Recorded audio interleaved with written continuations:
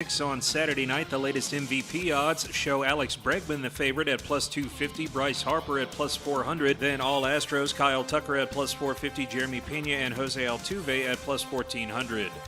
Red Hot winning picks at experts.winnersandwiners.com. Save 75% on any best bet package with the promo code ACTION75. That's ACTION75 at experts.winnersandwiners.com. I'm Trey Westerberg, 97.7 ESPN The Zone. Log on today, 977ESPN.com.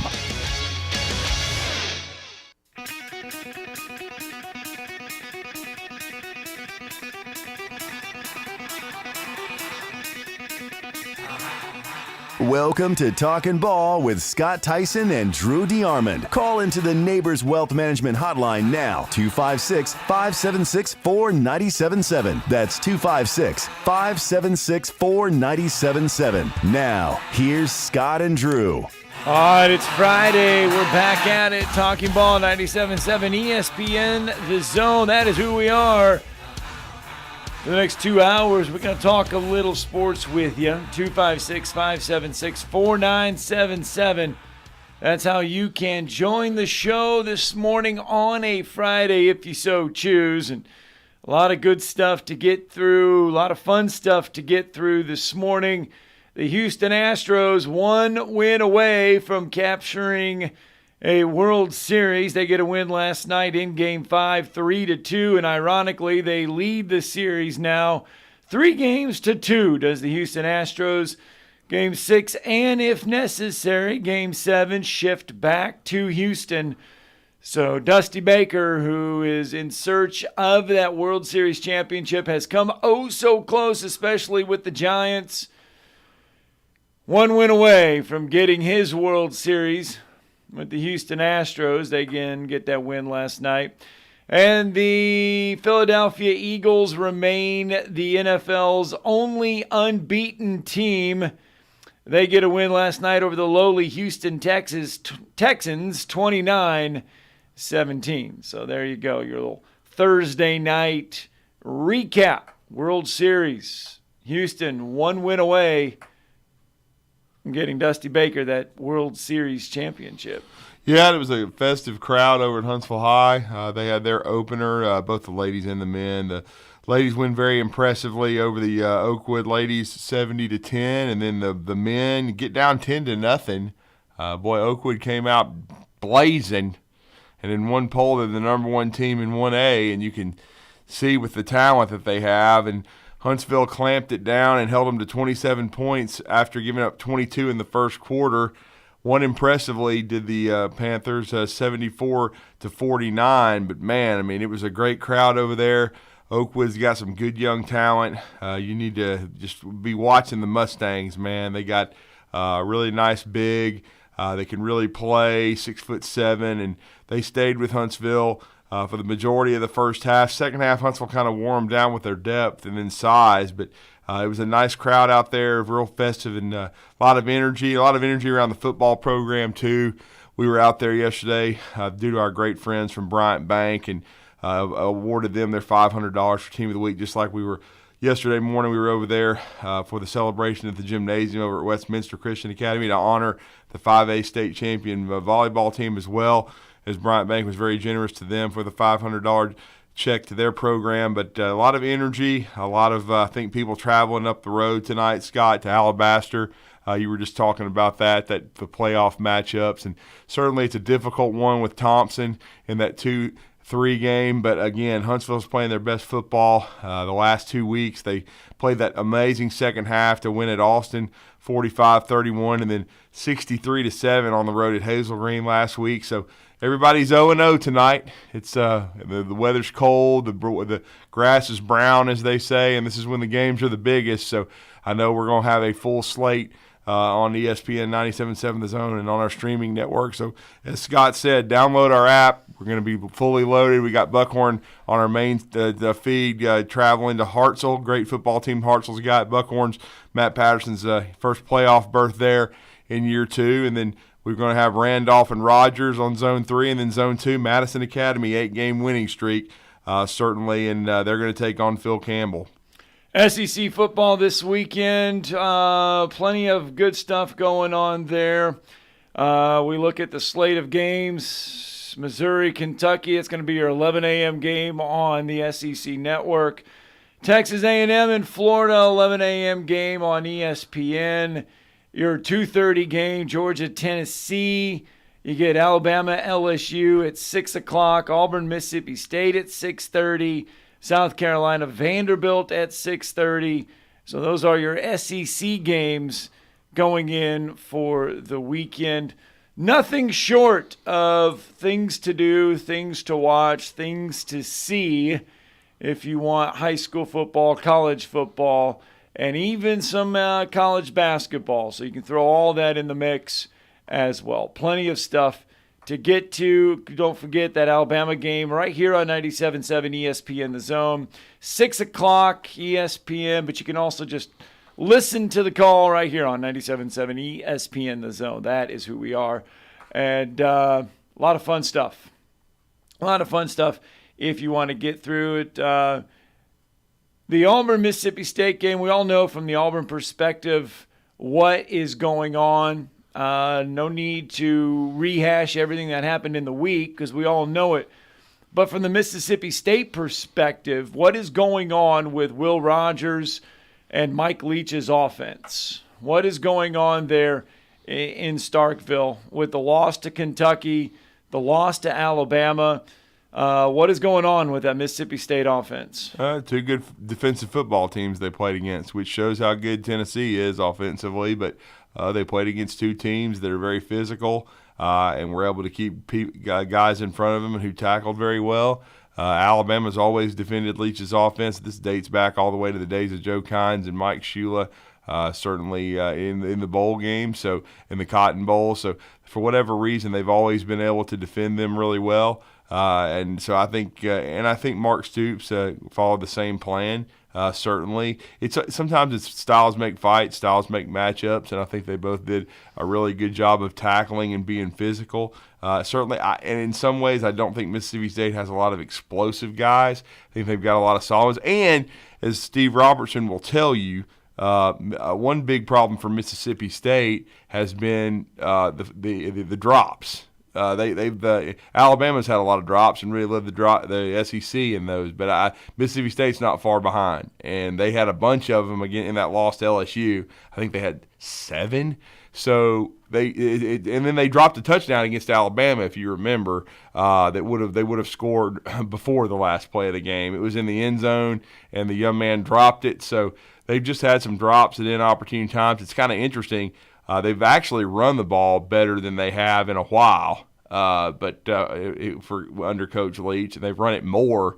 But again, they threw 60 passes against Alabama, and Will Rogers was 30 for 60. And Alabama got some pressure on him too and affected him a little bit. But I think Alabama also just did a really good job of being physical and hitting the receivers, and I don't think Mississippi State could ever get much rhythm. And right. I just didn't understand the kind of game that Mike Leach called. I mean, he just started gambling, almost right away. And I'm talking about inside his own 20. I mean, just stuff that just sort of makes you scratch your head. Again, I just think that's one of the problems, and that's what Auburn's going to have to do. They certainly are going to have to, defend the pass and tackle well in space. And actually, the Auburn back end, the secondary, probably has been the strength of their defense. We all know how much they've struggled running the football, so it's going to be interesting to see if Leach runs it even more to try to test that Auburn front seven, because they've tended to wear down. And you made another point about maybe Auburn plays free because because we all know Harson's gone. So we'll see if there's not as much maybe anxiety or maybe. I don't know. Just the spirit is going to be high to start the game. That is for sure. Because who knows? I mean, Brian Harsin, I think deep down knew what was going on, and that it was kind of hanging over the program, and it's not hanging over the program anymore. The biggest storyline is probably going to be John Cohen already coming back to his old stomping grounds the week after leaving. He's not going. Well, that doesn't really surprise me, honestly. Yeah, they reported that last night that He is not going to be in attendance at the game. They said he may be in Starkville at his house. He may still be there, but he is not going to be in attendance in this ball game. Numbers you need to know, kind of pay attention to in this one, 107 and 1. 1 is the number of touchdown passes that Will Rogers needs to break Dak Prescott's all-time touchdown passing mark in a Mississippi State uniform. He is tied with Prescott right now at 70. Yeah. If he gets one more touchdown pass, he breaks Dak Prescott's record. And 107. That is how many yards Will Rogers needs to break Dak Prescott's career passing mark for yardage in a Mississippi State uniform. Prescott's record is 9,376. All Rogers needs is 107 yards, and he will break that record. So, presumably, Will Rogers will be the best passer, number-wise, to ever wear a Mississippi State uniform. So, something that could happen this weekend. Yeah, I mean, I think everybody saw that Will, since he's the first quarterback to ever start for Leach as a freshman, would be able to break all the records if he stayed healthy and stayed in the lineup, which he's certainly done for the last 3 seasons. All right, Mississippi State, one more thing there. They have outscored their opponents 66-14 in the first quarter, 65-50 in the second, 51-44 in the third, and in the fourth, 75-75. So teams play Mississippi State even in that fourth quarter, maybe because they kind of figure out what Mike Leach is throwing at them as far as his offense goes. All right, 256-576-4977. That's the number to the Neighbors Wealth Management Hotline. Alabama and LSU right here on 97.7 ESPN The Zone. Alabama still 13.5-point favorite in Baton Rouge. For as much as people think that LSU has turned that corner and has a chance to win this one possibly, Alabama's still a double-digit favorite on the road at night in Baton Rouge. Yeah, I mean, and Alabama's dominated the series. There's no question about that since Nick Saban got there. The last time I can remember Alabama, losing to LSU in Baton Rouge would be 2010. And Alabama already had a loss at that point in time, and it knocked them out of the SEC championship and national championship race. That was the year of the comeback, too, with Auburn winning a national championship and coming back to beat Alabama 28-27 in Bryant-Denny Stadium. It was late. Alabama played them a very competitive game, but LSU, I remember they called a reverse. It was a very gutsy call at the time by Les Miles that ended up beating Alabama. So that's my last recollection of Alabama losing in Baton Rouge. 2008, we remember that was a very emotional game in Saban's second year. LSU had come back to win dramatically in 2007, and then LSU went on to be the only two-loss national champion after they beat the Sucks in 2007. And so they won that game in Bryant-Denny coming back against Alabama. And then 2008, Alabama wins it in overtime against LSU. It's the kind of the phone game where John Parker Wilson's number got hijacked. And then 2010, as I said, Alabama loses the game. And then pretty much after that, the 12 game was the late touchdown from T.J. Yeldon. That was a classic game. 2014 was overtime with Blake Sims. Alabama handled it in 2016, but if you remember that game, it was a fist fight. And what I mean by that is it was for much of the game 3-0. Right. Nothing. Alabama scored a touchdown to go up 7-0. Jalen Hurts finally ran it in, and then they kicked a field goal late, with under 3 minutes to go to get up 10 points and won it 10-0, but it certainly wasn't easy to win in Red Stick. And then, in 18, Tua played really well, had a little bit of a slight knee injury, but played through it. And Alabama won pretty impressively, and then we know they won impressively in 20. But for the majority of the time, Alabama has controlled the series over historically in Baton Rouge, and but usually they're close. It's usually a situation where it's not decided until overtime or late in the fourth quarter. Now, the last 2 times it hasn't been over there, but we'll see what happens this season. Certainly LSU's shown a lot of improvement since the debacle against Tennessee. I think, Jaden Daniels is playing much better. I still think this is a flawed roster for LSU. You could say the same for Alabama, but I think Alabama is going to be a lot healthier going into this game than they were. Now, if this game had been played 2 weeks ago, we're talking about scheduling, timing, and everything. If they had to play LSU after that gut-wrencher against Tennessee, it would probably have been even more dangerous.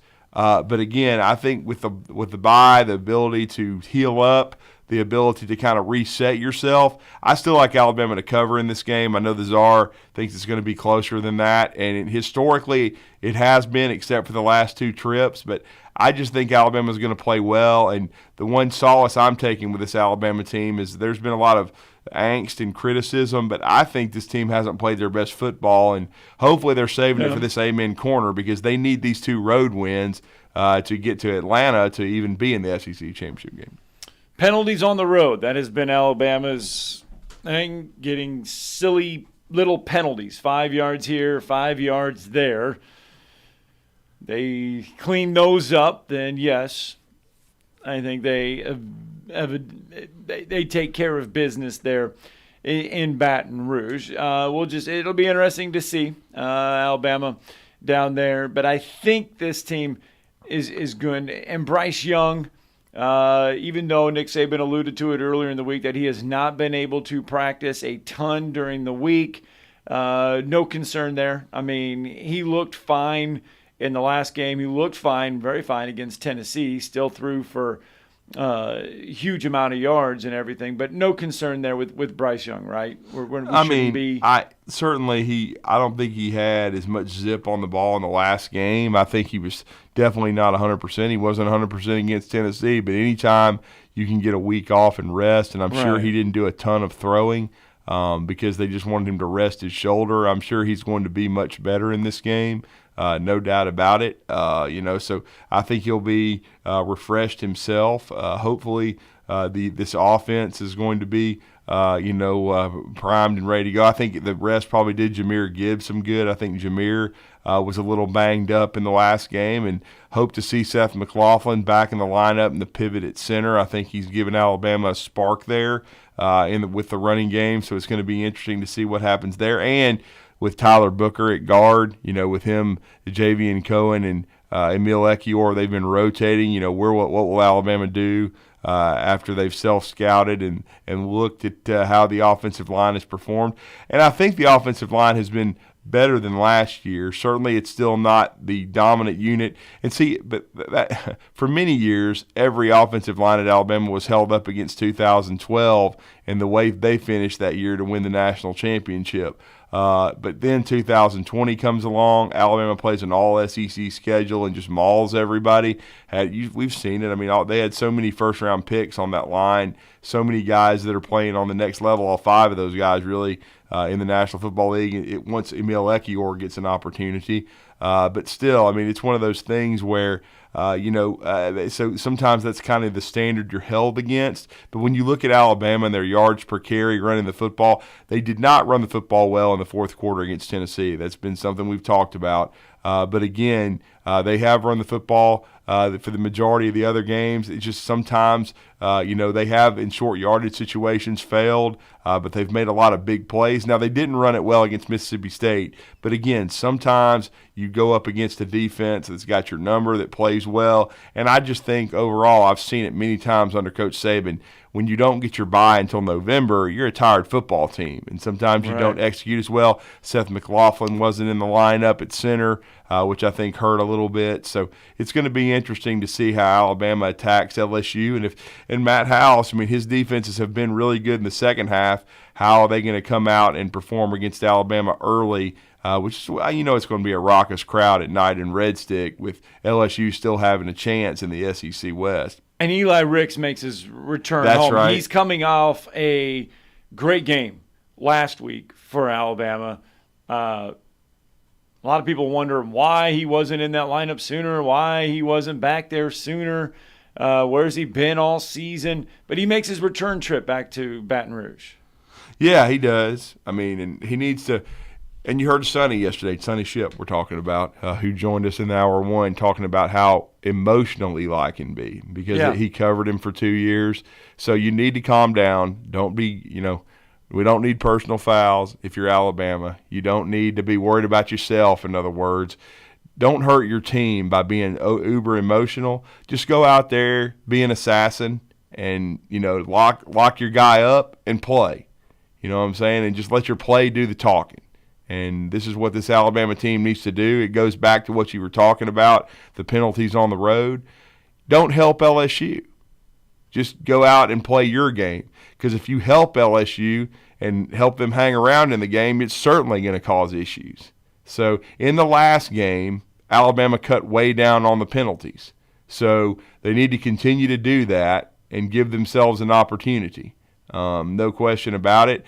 There's been, we don't have to really talk about it anymore ad nauseum. We know what happened in the Tennessee game. Alabama has filed their own complaints with the SEC office. I told you I wasn't shocked to see Steve Shaw, the national director of officiating in Tuscaloosa the next week against Mississippi State. We saw Alabama get 3 roughing calls. So, okay, they've said their piece. But now you've got to go out yourselves and not commit some of the dumb personal fouls, don't commit some of the dumb false starts, the jumping off sides. Just go out, play your game, and win the football game. And I think Alabama's the better football team. But certainly, if they're their own worst enemy, if they commit a lot of penalties, if they commit a couple of turnovers, LSU is more than capable of staying in the game and having a chance to win.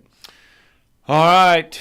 There you go, SEC preview to get you ready for the weekend. A lot of good games going on. 97.7 ESPN The Zone is your home for that Alabama-LSU game, 6 o'clock on the Crimson Tide Sports Network and right here on 97.7 ESPN The Zone. A lot of great high school football going on tonight as well. It's round 1 of the playoffs. We'll preview that with Randolph head coach David Lloyd coming up next.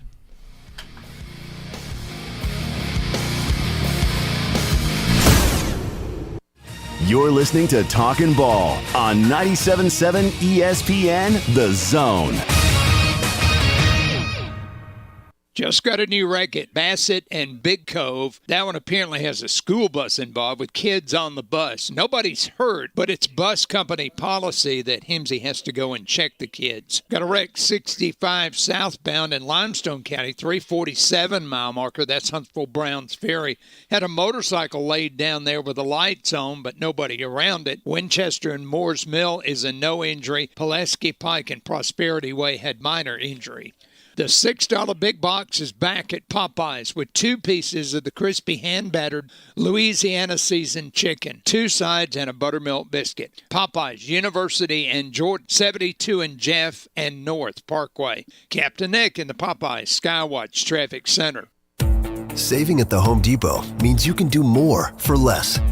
Like upgrading your kitchen with a top-rated Samsung kitchen suite, a smart range with air fry, a smart cooling system refrigerator, and a dishwasher with advanced quiet cycles. And with free delivery, the savings come to you. Shop in-store, online, or in the Home Depot app. The Home Depot, how doers get more done. U.S. only while supplies last. Valid 1/6 through 1/26/2022. Free delivery on orders of $396 or more. Here's Bobby White from Woody Anderson Ford on their service department. President's Award winner 2 years in a row. That's only given to the top 10% of Ford dealers in customer satisfaction. So we're very proud of the service department. And our body shop. If you happen to get into an accident, which not a lot of people just want to go down and see a body shop, but if you get into an accident, award-winning body shop. We have state-of-the-art paint booths back there. They're waterborne paints that we use, friendly for the environment. We've got our production system, the way things are in and out. We have the fastest cycle rate in town of getting your vehicle in, getting your vehicle out, and assured that it's fixed right. We take pictures before it's wrecked, and not only after, but we take it as we're putting the parts on. All done to above industry standards. So I'm proud of our body shop too. Don't forget our parts department. So you don't have to need parts, performance parts, or just parts if you're a weekend mechanic. Woody Anderson Ford, located at the corner of Jordan and Sparkman, as well as Hughes Road and Madison. You can also check out the great deals at WoodyAndersonFord.com. Tom Abraham here for my friend Brian Hamaker and his team at North Alabama Mortgage. Look, buying a home is the biggest purchase you will make in your life, and it can be a bit intimidating, so you want people that can help walk you through the mortgage process and get you the best deal possible. That's what North Alabama Mortgage does, and they do it in Alabama, Tennessee, and Florida, from first-time purchases to refis, conventional, VA, FHA, and USDA loans. They have the solution at North Alabama Mortgage. Visit NorthAlabamaMortgage.com to learn more. That's NorthAlabamaMortgage.com. At Bad Daddy's Burger Bar, people call the award-winning burgers totally insane, which is a compliment because Bad Daddy's Burgers are just that. Chef-inspired expressions of pure burger amazingness built with premium Angus beef. They're bold and they're bad. Pair one with one of their signature cocktails or assortment of local craft brews. Bad Daddy's Burger Bar, 2317 Memorial Parkway. Check out our menu and even order online at BadDaddy'sBurgerBar.com. Football season is here, and as always, the best place to catch every game is downtown at Humphreys Bar and Grill. Humphreys is celebrating by bringing back their game day football specials. $2.75 Miller Lite, Coors Light, Yingling, and $3.50 Yellowhammer Gold Pints. $4 Fireball shots. Anytime football is on. And don't forget football trivia every Sunday night at 6. The best place to catch all the games all season long is downtown at Humphreys Bar and Grill. Saturday, November 12th in Jasper, Alabama, just minutes from Lewis Smith Lake, prime riverfront property will be offered at a one-day liquidation sales event. Getting killed in the stock market? Buy something real, something you can enjoy with your family today. Buy waterfront. This RV-friendly gated community has great kayaking, fishing, and wildlife along with a large community area for social gatherings. Estate-sized parcels from $29.9 and direct waterfront parcels from $79.9. Prime waterfront properties on rushing water in a gated, gorgeous setting. Individual RV sites with utility hookups, no time limit to build, minutes from shopping, hospitals, schools, and neighboring a beautiful country club. One-day liquidation sale November 12th. Estate-sized parcels from $29.9 or direct waterfront parcels from $79.9. Call or click 877bigview.com for more information and to schedule an appointment. Don't miss this amazing opportunity on estate-size or waterfront parcels. That's 877-BIG-VIEW. Call or click 877bigview.com. No representation is made that the quality of the legal services to be performed is greater than the quality of legal services performed by other lawyers. This is Attorney Tommy Sinyard on behalf of Sinyard Law, and again, proud to be a sponsor of all things football here on ESPN Radio. My son Bart and I started our own law firm July 1 and are very proud and excited to be bringing you our 50 years of collective national award-winning injury trial law experience. Check us out on the web, sinyardlaw.com. Sinyard Law, nationally recognized, locally respected. This is Chuck Oliver. Listen to me coming up at noon today. Now, back to Talkin' Ball with Scott Tyson and Drew DeArmond on 97.7 ESPN The Zone. All right, welcome back. Talking Ball 97.7 ESPN The Zone. My days of old. It's amazing what happens when you dial the right number and people answer, right? Yeah. Exactly.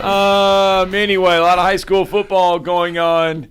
See, Bailey, you're in there, we're in here. You don't get to hear those conversations. Yeah, that's why you looked at me story. like, what the heck? But anyway. We'll tell you later as about long as that you one. dial the right numbers, you're all good. Oh, yeah, it's an all-timer, man. Yeah, you're way above the rest. Yeah, there's no doubt. Anyway. Coming up to – huh? Okay. The right coach? He's ready, raring to go. We the know right that. coach. All right. Yeah. High school football playoffs begin this evening, and again, make sure you have that app handy, our app, because you can listen to a lot of great high school football. The best part about the app is you can listen to 3 games at one time. You can listen to the Buckhorn game, the Madison Academy game, the Randolph game. You can listen to all 3 of them if you have our app. So it's truly high school football central. And coming up tonight, it's those Class 4A playoffs. Randolph at home. They made history last year, winning a playoff game, getting a home playoff game last year. All those are already taken care of. Now you're beginning that journey. Now it's no more first. Let's see if we can get this thing. No, I mean, this is the time for a special group of seniors who have grinded and worked really, really hard. Back-to-back outstanding regular seasons. They won a playoff game last year. They certainly have got a chance to make a run this year. They're playing a very fine Rogers Pirates squad that's 7-3 coming up tonight at Sports Med Field. But again, this is why you do the 7-on-7s. This is why you come to the weight workouts. This is why you grind and you work hard. And then, the good Lord has blessed many of them to allow them to be healthy going into this game tonight. And so it's one of those things where it's going to be a festive and a great atmosphere, I'm sure, over at Sports Midfield. Randolph's had great support from the Raider Nation. I'm sure Rogers is going to bring a lot of folks, and it's going to be exciting. Austin Coletti and I will be on the call, and as always, we enjoy our weekly visits with our next guest. He is the third-year head football coach of the Randolph Raiders, and that's David Lloyd. Coach, I know this is why you do this. This is why these kids work hard and play, you and your staff. Getting a chance once again to play in the state playoffs here, 4A first round tonight. Congratulations on finishing off the regular season in style against Fairview last week, but this is what everybody's been working toward. Yeah, it has. And that's what your plan is. That's what your goal is when you start your off season, your summer workouts is to be here playing football in November. There's not a lot of teams that get the privilege of doing that, so we're excited to get another week of football, and got a tough opponent with Rogers coming in tonight. It's always great when you can get a home game and have that atmosphere to support you, so we're really looking forward to it. Yeah, Coach, now, you get the playoffs, and this is the teams, lots of times in region play you're very familiar with other teams. You see teams every year, if they're in that region. Now you step out of this region, you see a team from another side of the state. What do you know a lot about Rogers? They're a tough, hard-nosed football team. They play very disciplined. They don't make a lot of mistakes. Coach Garrett's done a really good job with their guys, getting them ready and getting them to this point. They were in a tough region. They got 2 region losses to Deschler and West Morgan. So they're in a really tough division. So they see a lot of good football week in and week out. And we're just excited about the opportunity to play somebody that, you normally don't play or that's not on your schedule of your region. You don't have a lot of familiarity with. So we're excited about that opportunity, and, man, we're looking to get going. And, Coach, they're balanced offensively. They've got a young man with nearly 900 rushing yards, another young man with nearly 800, and then they have a quarterback that's with over 1,200 yards passing. So they're balanced. This will be an interesting matchup against Jeremy Matthews and this this Randolph Raider defense. Pardon me. This defense has been one I think that's answered the bell throughout the year. Had a lot of different guys step up at different times because there has been some guys get injured and nicked up. Daniel Martin has been a huge story for me the last month with the way he stepped up with William Collins being out of the lineup some. William should be back tonight, but defensively, and you guys have played very consistently, and it's an interesting matchup against this Rogers offense. Yeah, like you said, they are well balanced. We didn't play a lot of teams. We played a few that were as balanced as Rogers that could do both well, throw the ball and run the football. They do some things, with their offensive formations. They condense some stuff down and make you switch some alignments and do some different things there. They're really good at what they do. They should be. They're 7-3. They're here in the playoffs. They're a very good football team. Quarterback's really athletic. He can present problems with his legs as well as being able to throw the football. A couple of good receivers on the outside. Real tough, hard-nosed runner in the backfield.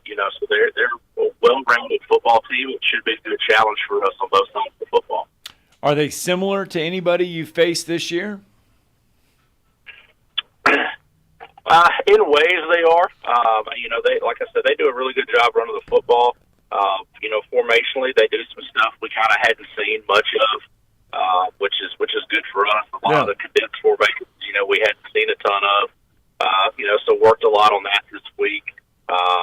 Defensively, they do some things similar to what Fairview did. They also do some things similar to what we've seen the last couple of weeks, just with their alignment, their structure. So they're kind of a mix of a couple of different teams that we've seen. They just run their offense and their defense really well. They're not going to make a lot of mistakes. They're a very disciplined football team. And they've been in pretty much every game they've played. And that's always a tough challenge when you've got a team that an opportunity to win. No question. And then, Coach, I wanted to go back defensively just because I want to give him props. He had another interception last week and had 14 total tackles, but he's had an all-state season. He's had a great career for you. He's as good as any safety, I think, in the state of Alabama and for what he means to your defense. But certainly another great effort and then a school record for interceptions for Connor Goodson. Yeah, he sets the tone for us defensively. Does everything we ask him to. He's a leader back there, constantly coaching up and holding our other players accountable, making sure they're doing what they need to do. Just a tough, hard-nosed football player, man. I'm glad he plays for us. I agree. I think he's in an all-state type of season, and I think he's one of the best in the state at his position and doing what he does. Yeah, there's no doubt. And then we talked about Daniel Martin and what he's done. I mean, he's just done an amazing job sliding over to the mic and becoming a signal caller. He had 11 more tackles last week. So certainly he and William Collins are going to have to be key tonight. George Jennings as well. He played very well during his time on the field, against a really good Fairview team. And then I got to go back to the other side of the ball. Andrew Hunter sets a record passing yards in a season and in a career for Randolph. 3,000 passing yards for him, Coach. And then he was able to make some plays with his legs last week, a 37-yard touchdown. And that part of his game, he's really, for much of the year and still does, lead this team in rushing, which is kind of flown under the radar. But just an amazing year for Andrew Hunter, and he'll be a key tonight as well. They for sure will. Daniel Martin's averaged double-digit tackles since Collins has been out. So yes, for him he to has. step up and kind of fill that void and fill those shoes has been remarkable for him to see. And he's done a great job for us all year. But these last 3 or 4 weeks, he's really found another level. We're going to need that from him. Even with Collins coming back tonight, we're still going to need that type of play from Daniel. George Jennings, Luke Miller have done a phenomenal job up front for us D-line the last several weeks. Just played against some tough competition and tough opponents. They've risen to that challenge, to the occasion. They've done a great job for us defensively. Andrew's done a phenomenal job for us all year, leading our football team, controlling our offense. He set the passing record, actually broke his own record from last year. And one thing we're really looking at and we're really excited about is, Nick Strong's right at 1,700 yards of total offense. And, if we're fortunate enough to play a few more games, he's going to have a chance to flirt with 2,000 all-purpose yards, which is a pretty big milestone for him. Our leader in touchdowns. So our guys have been playing really well this year. And the guys we expect to make plays have been making plays. They've just been really consistent all year. Hopefully we can show up tonight, play our game, continue to be consistent, hopefully get another big football. Yeah, no doubt. 29 touchdowns for Nick Strong. Now he's over 1,000 yards receiving, Coach, and your other 1,000-yard receiver, of course, record holder is Grayson Davenport. He's also very important at outside linebacker. I know he went out with a slight injury last week. How is Grayson, sir? He's good. He's practiced full strength this week. Really more of just a precaution to get him out of the game and just make sure that he's healthy and ready to go this week. We want to make sure that he's able to play every game. He missed all of last season with an injury. So getting him back on the field and just turned our offense up a notch a little bit. Being able to get him the ball out there, wide receiver out in space. We can kind of move him around, do some different stuff with him. I think it stresses the defense to have to worry about where number 3 is lined up and where we put number 28. That's right, and certainly number 28's versatility, being able to score as a running back, receiver, and kick returner is so key for the Raiders. Also plays defense for you. Nick has been so consistent. Last week had 11 catches, and I know he talked into staying in the game by playing some wide receiver. And the team was a little shorthanded last week, Coach. We know certainly the bug was going around, but I thought your team showed a lot of guts and a lot of tenacity on senior night to come out and play well against a good Fairview team. Both teams were not at full strength, but certainly still a good performance, especially considering how shorthanded you were. We had, I think we dressed 30 players. Normally we dress right at 50. So we had some guys out with injury or sickness or any kind of stuff like that. But, Yeah, depth was a little bit of a challenge last week. I thought our guys did a really good job stepping up, next guy up, doing the things they needed to do, doing their job at a high level. And, we got to a point late in the game where we were looking at pulling some of the starters. I went to Nick and told him, I was like, hey, man, great night. I think you're finished. And, man, he said, Coach, it's senior night. Let me get one drive at receiver. How do you say no to that? Who knows? We let him go back in there and take a drive at receiver, and then we got him off the field. But, his versatility for us has been unbelievable, over his career.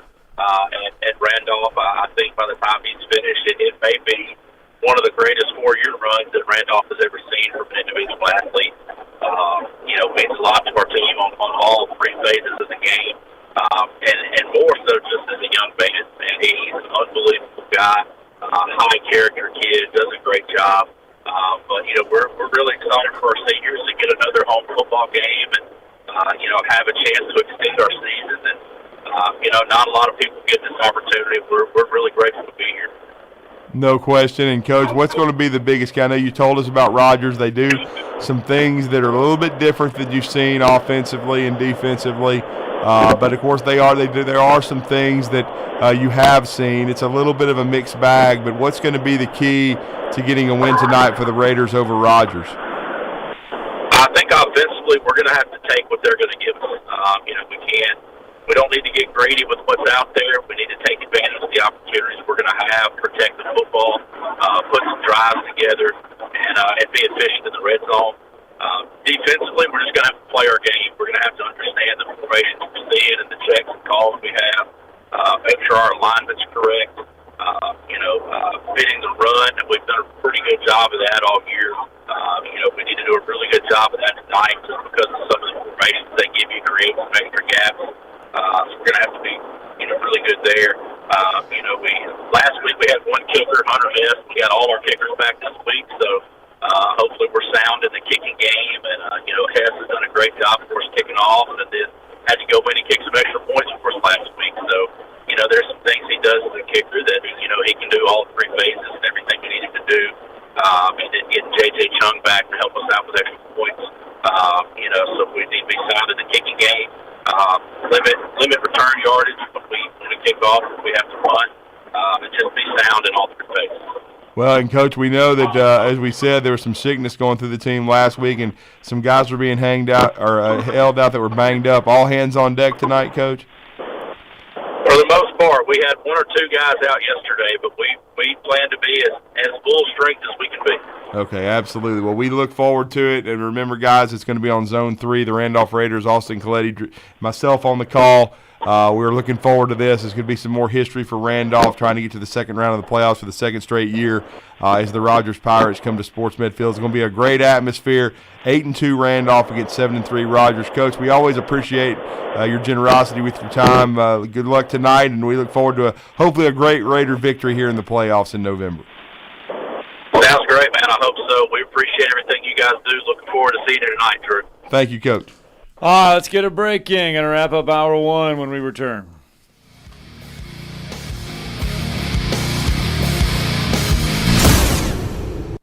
You're listening to Talkin' Ball on 97.7 ESPN, The Zone. Got a wreck at Bassett and Big Cove. It's got a school bus involved. Kids on the bus. Nobody's hurt, but it's bus company policy that Himsey come and check the kids anyway. So it's going to take a few minutes to clear that one. 65 southbound at the 347 in Limestone County. That's Huntsville Browns Ferry. Motorcycle in that wreck.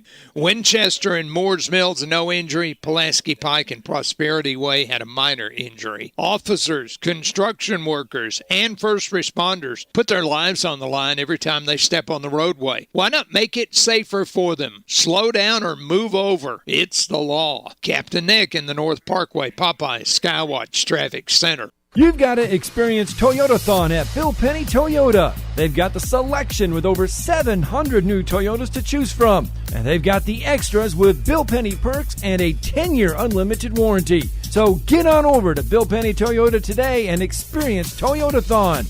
Bill Penny Toyota in Huntsville and online at BillPennyToyota.com. Bill Penny's Toyota 10-year unlimited warranty is valid through the 10th year of ownership. Valid on new vehicles only. See dealer for details. The kitchen is the heart of any home. It's where the family gathers. It's where kids discover old recipes and make them their own. Just starting out or just now getting started on the dream kitchen you've always wanted?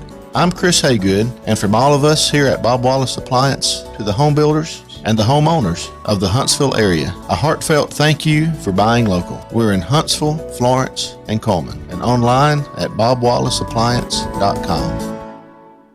Organizations using Salesforce know how powerful the platform is and how much time, money, and headaches it saves if it's set up right and you know how to use it. Let's face it, Salesforce is complicated and time-consuming to figure out, and a lot can go wrong now and down the road without expert help. That's why most Salesforce users work with an implementation partner like Higher Echelon, so they get the absolute most out of their Salesforce investment. Higher Echelon is a 5-star Salesforce consulting partner who won Salesforce Military Hiring Partner of the Year. President Dr. Joe Ross is retired Army who played and later coached for the cadets. He puts that experience to good use at Higher Echelon, where they pride themselves on hiring veterans. Look, not all Salesforce partners are the same. Don't put your company at risk by going with an inferior partner. Higher Echelon is the trusted partner you can count on to get you up and running and seeing returns on your Salesforce investment in a fraction of the time it would take if you go it alone. Go to higherechelon.com. That's HIGHERECHELON.com to learn more. Go higher and go Army. This is Wes Neighbors with Philip with Eagle Insulation, and we have an announcement to make. Yes, Wes, we are now Eagle Masonry and Insulation. We're still a place to call for your insulation needs, but now we offer masonry services. What kind of masonry projects can you handle? Wes, no job is too big, no job is too small. We can do renovations, new construction, outdoor fireplaces, fire pits, brick landscape borders. Well, when you came out to my house, you did both the insulation and masonry at the same time. You guys did rock for me, you did brick for me, and you insulated my house. That's usually done at the same time that you're building a house. Absolutely. It really capitalizes on two services you need at the same time, and you can get one company to handle both of those. Philip with Eagle Insulation will come out, do your installation. He'll do your masonry. They do a great job. They guarantee your work. Check out more online at insulatewitheagle.com and schedule your free examination today. 256-755-1556. Thanks, Wes. What can you expect when you shop for a firearm at Bullet and Barrel? Expect great prices. We specialize in quality over quantity. Expect great service. Our professional sales staff is never pushy. We won't talk you into something that doesn't fit your needs. You have the right to make a smart, informed decision. Expect Bullet and Barrel, Alabama's only 5-star indoor shooting range, to support you after the sale. Bullet and Barrel, 3252 Lehman Ferry Road. Like or follow us on Facebook. Come see us soon. I'm attorney Gary Lackey. You know, you'll hear people say we're like a family, but here at the Lackey Law Firm, that's really true, not just a saying. I'm Justin Lackey. With my father and my sister, we have a special connection to each other. I'm Jennifer Lackey. At the Lackey Law Firm, when we take on your case, you become part of our family. You really do. And we'll always do whatever it takes to get everything you deserve. If you're injured, you worry about getting well, not about paperwork or insurance companies or figuring out how to get to your lawyer's office. I'll come to you. We worry about your case so you don't have to. When you've been injured, we know that your case is probably the biggest thing going on in your life. More important than almost anything else. And it's important to us too, for one simple reason. Family takes care of each other, and at the Lackey Law Firm, we'll take care of you. The Lackey Law Firm. The Lackey Law Family. 1-800-4RIGHTS. No representation is made that the quality of the legal services to be performed is greater than the quality of legal services performed by other lawyers. Great food and the best live entertainment is what it's all about at the Furniture Factory Bar and Grill. Head to downtown Huntsville every Tuesday for karaoke on the only outdoor karaoke stage in North Alabama. Thursday night is the Valley's longest running and biggest bike night. Food and drink specials, giveaways, and live music on the patio. And the Furniture Factory menu is fully loaded with options from steaks to salads, plus a whole lot more. Featuring a weekday happy hour that starts at 3. 619 Meridian Street, downtown Huntsville, and online at FurnitureFactoryBarGrill.com. This segment of Talkin' Ball is brought to you by University Kia, the #1 volume Kia dealer in the state of Alabama. Located online at universitykia.com. 256-576-4977. That's how you can be a part of the program. Let's get out to the phone lines. Richard with us right out of the break. Good morning, Richard. What's up, Richard? Scott, you said something about Alabama on the road with the penalties, and I started thinking, I wonder what the record is for average attendance for away games. Alabama's hit Texas over 100,000, Tennessee over 100,000, over 100,000 tomorrow. I guess Arkansas was 70-something. Yeah, and it was the biggest crowd supposedly for a football game in Razorbacks history. Yeah, and then you're going to hit 70. I guess what is Ole Miss around 70, 75 or something. Capacity tomorrow is 102,321. 102,321. Yeah. It's capacity in Tiger So Stadium. what's the capacity, Scott, for Ole Miss? He was saying, I thought it was in the 60s. Is it in the 70s? Ole Miss is 64. 64, okay. Yeah, I mean, I was talking to a friend of mine a minute ago, and you could hit if you hit Michigan, Ohio State, Penn State the same year, but then you might hit Northwestern, which I think is around 50 or 55 out. But like I said, you got to think that's, maybe one of the top, average away attendance games for a team,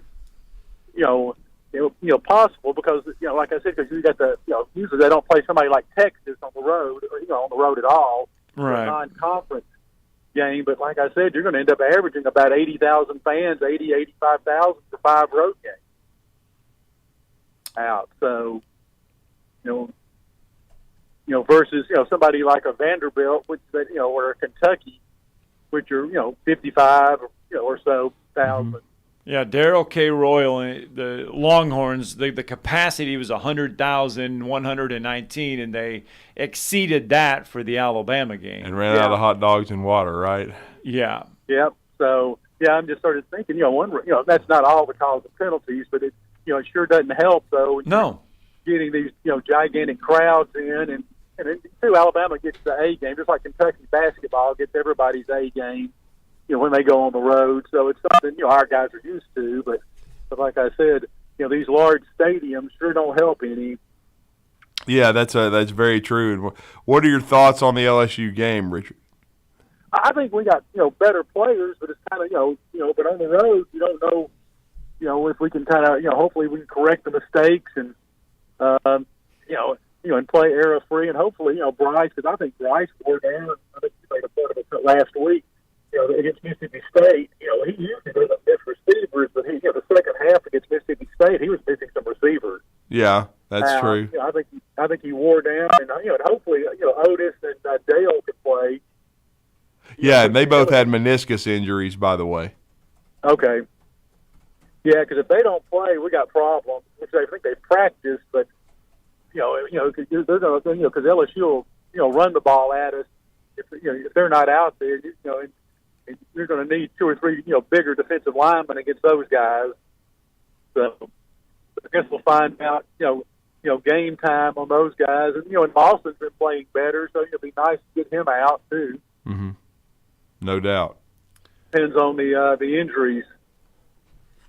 Yes. Out. So hopefully they can, like I said, if everybody's back and, we play well, I think, like Drew said, I think we'll kind of put it to them. But if we're, jumping off sides, getting personal fouls, interference penalties, you'll keep them in the game out, and and then you don't know what's going to happen. It's kind of like we, didn't play well, Texas A&M, Texas, and Tennessee, and you won, 2 of the 3. Mm-hmm. But you let people hang around, bad things can happen. Yeah, no question. All right. Thank you, Richard. Okay, guys. Yeah, see you guys later. All right, Jeff in the Borough with us this morning. This ought to be good to close hour 1. What up, Jeff? Good morning, Jeff. What's going on, guys? What's going on? Well, just, we'll see if we can bounce back tomorrow against Missouri. And got a basketball game Monday night, so got a few guys, out. But got one guy that lost his father, so we'll see what happens. But he'll be on home for a while. Is Sheboy going to be in the lineup for the first game, or is he going to be out? I don't know. Man. He didn't play like that in the exhibition last night. Right. He's going to play in that. So I know he's been a little banged up, yeah. They're down to 8 players right now. But one of them lost his father, and Coach Cal said, take your time. Don't worry about it. So, right. Are they playing St. Peter's tomorrow? But I was playing Northwestern again. Might score 33. They might, because my boss told me when I was on offense, you can go get your cheese dip and chips and get your drink and stay in there 20 minutes. Because they're running the double wing, ain't they? Or triple wing or something. Hell, they ain't going to score on Des Moines Middle School. And you know what our tradition is? Hello, babes. Hello, kiddies. Go get your surgeries. Hello, babes. So you go by, baby. Iowa ain't got no football. All they got's wrestling, just like Vanderbilt with baseball. That's all y'all got's wrestling. So you have a good weekend, pal. Well, that ended the conversation. We got you took Jeff there. we just went with the shortest phone call. Oh. A lot of people are happy there. I mean, woo! Didn't take Scott long to get him ranting on the Iowa Hawkeyes. They never play Iowa. And They did last year, remember? They did the bowl game. I mean, but look, They did the bowl game. but see, the Stoops family all played there, and so it's, Well, yeah. Iowa's doing good, though. They're keeping the fullback in Right. scholarship, though, at least. Well, I mean, At least they're wow. giving Yeah, they did finally play in the bowl game last year, but traditionally, though, they don't play they each don't other. play in, each in other. pretty much any sports. We didn't have a lot of time, but I had to go there, though. I don't know. I mean, wow. It didn't take long to poke him this morning, man. Lord. I don't know what he puts in his cornflakes every morning. From 0 to 100. It wasn't in like Metamucil. Something went through him. Good Lord. Just about ready to end hour number one. Patrick Davis writes. Yeah, somebody says they nice need to hang call. up more often. Nice call. Jeff, do that more often. Hey, don't forget about the time falling back either. I was just looking at this, and I don't pay attention to that sometimes. Yeah, you got to set your clocks back on Sunday. We fall back an hour, so we get that extra hour of rest, but still you got to remember to reset all the clocks. Yep, all right. That's good. That's going to do it for hour number one. Let's we got go. 1 hour left. We do. Baton Rouge. We're calling Baton Rouge. We need to find out more about Alabama LSU. Tony Sakalas going to flip us out next.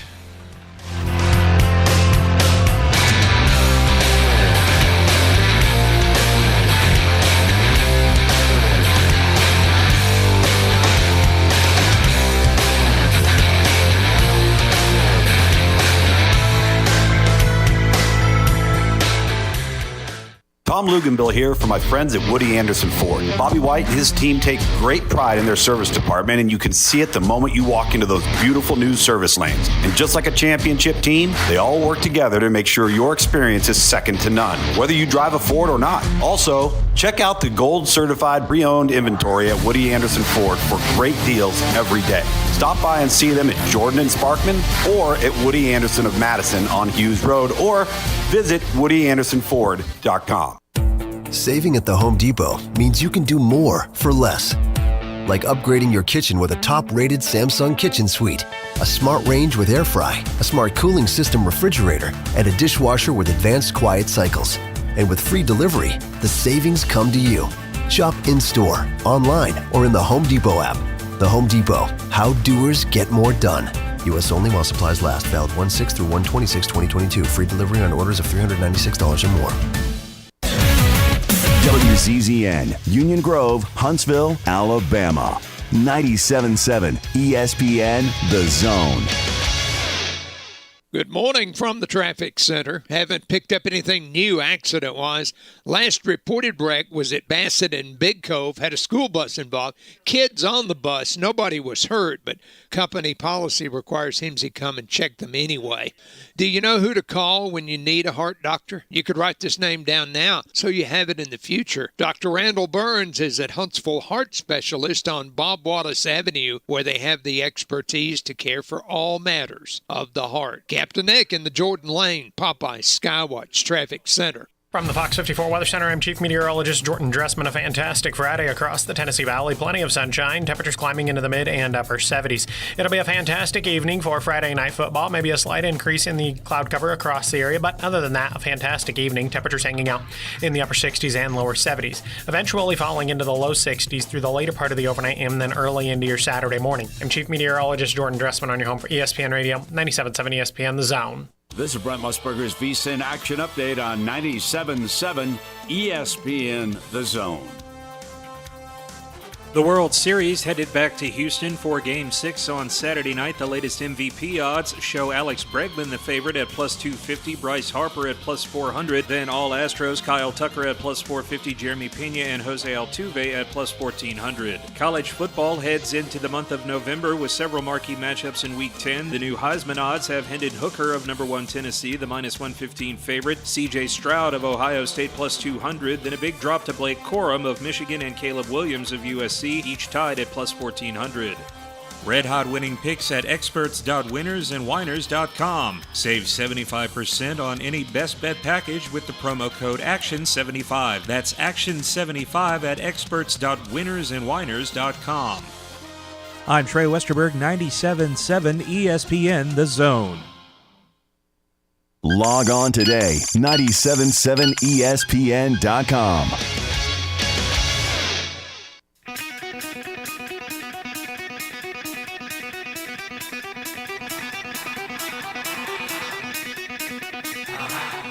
Welcome to Talkin' Ball with Scott Tyson and Drew DeArmond. Call into the Neighbors Wealth Management Hotline now, 256-576-4977. That's 256-576-4977. Now, here's Scott and Drew. All right, welcome back. Talking Ball 97.7 ESPN The Zone. Scott Tyson, Drew DeArmond with you for another hour on a Friday morning. We talked a little bit about it in hour number one. That is that 6th-ranked Alabama, 10th-ranked LSU matchup inside Tiger Stadium tomorrow night. 6 o'clock game. Alabama still a double-digit favorite in this one. But, I mean, we've seen Alabama not play their best football. I don't want to say bad football, but they're not best football on the road. And a lot of people want to make a lot of it, you know, the Texas game, the Tennessee game, going last year to Texas A&M. You know, Alabama has been missing something on the road. Don't know what it is, that thing they've been missing on the road, but can they put it all together? Good news is, though, they still win these games, except for that Texas A&M and Tennessee one. But can they put it all together right now in the season where you want to be playing good football? Can they put it all together Saturday against LSU? Well, you know, that song from way back in the day, in the late 70s or whatever, Reunited and It Feels So Good. Well, our next guest is reunited with Rivals.com. We had him on when he made the move there. He is the managing editor of the new Tide Illustrated. He does a great job for them covering the University of Alabama for Rivals.com. We brought him back into the conversation this morning. He's been very generous with us for his time, as he will be headed down to Red Stick to cover this game, Alabama taking on the LSU Tigers in Baton Rouge on Saturday night. And that's Tony Tsoukalas, and he's with us right now. Tony, good morning. How are you? Hey, good morning. Thanks for joining us, man. Thanks for taking some time. I know you just wrote in your column, just going over some of your notes. This is going to be interesting because the bye week, I think, came at a good time for this Alabama team. I know you guys had a chance to speak to Bryce Young earlier this week, and I would think the rest would have been beneficial for him, especially because it seemed as though he gutted it out, but that it felt like he didn't have as much zip on the ball, or at least it seemed that way as they were going into their bye at home against Mississippi State a couple of weeks ago. Yeah, I mean, I think that might have been the case. The thing is, though, I mean, he might have gutted it out, but he had two pretty good performances the last few weeks. Oh, he did. Last two. Yeah. You know, I mean, that performance against Tennessee was one of the more special performances I've seen him make in an Alabama uniform. It was kind of a shame that he wasn't able to have the backup he needed to pull that one out. But I do think that we're going to get a more 100% Bryce Young. He's a tough kid, so he was able to kind of, like you said, gut it out against Mississippi State. But he's back at practice now. I think that's going to be big. I think it's going to be big for Alabama that they get to practice with him. Nick Saban seemed to think that was, you know, a reason why the offense wasn't clicking the way it was. Talked to some of the Alabama players. They said it wasn't as big of a deal. But, regardless, I think that having 100% Bryce Young, I mean, that's obviously going to make a difference for Alabama. That and a sustainable four-quarter running game from Alabama. We need to see that on the road tomorrow. Definitely, and I heard it might rain. I need to check the weather again, but that would also, kind of influence some things as well.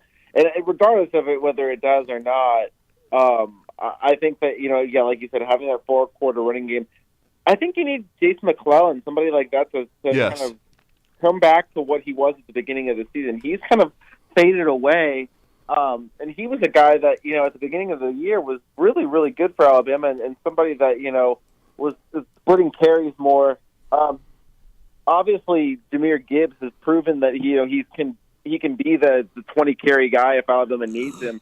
But I think that ideally they want those guys to split more carries and not just lean on Jahmyr the way that they have in the last few games. Well, I mean, as you wrote, and this is pretty remarkable, and again, we're talking to Tony Sakalas, managing editor for Tide Illustrated, part of Rivals.com. Even with the 27 carries for 29 yards against Mississippi State, Alabama's still leading the nation in yards per carry at 6.05 yards, actually, to be exact. But still, that shows how explosive this running game can be. I'm going to be interested to see if Seth McLaughlin is back in the starting lineup, Tony.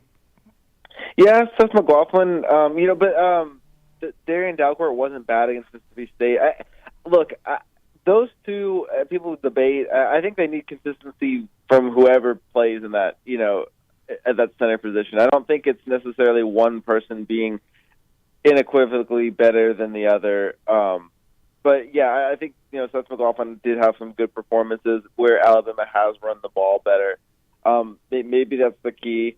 I just think they need more consistency from that position, and then all around. We'll see kind of how the offensive line looks. Nick Saban said that it was noticeably better heading into following the bye week. So I think that's a really encouraging sign for Alabama. Emil Ekiyor earlier this week said that they were just working on different techniques, just kind of picking themselves apart.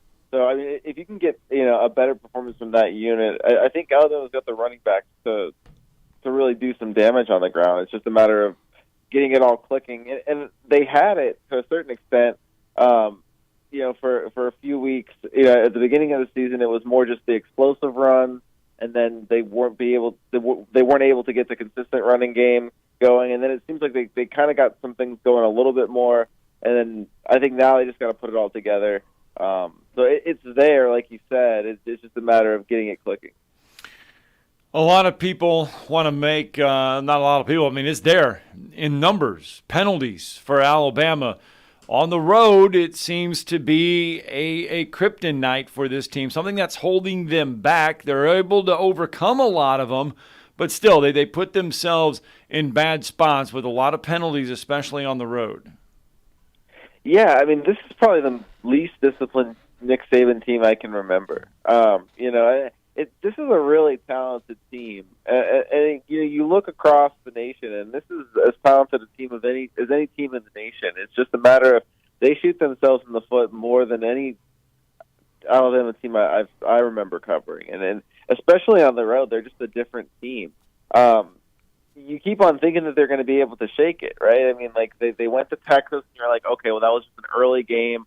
They're not used to playing on the road in a big atmosphere that early in the season, and then you thought that would wake them up, and then they did it against Arkansas, and then they did against they finally it bit them against Tennessee. I think when you'd expect this team to know how to play on the road. They played three really big environments, and Tiger Stadium is going to be that.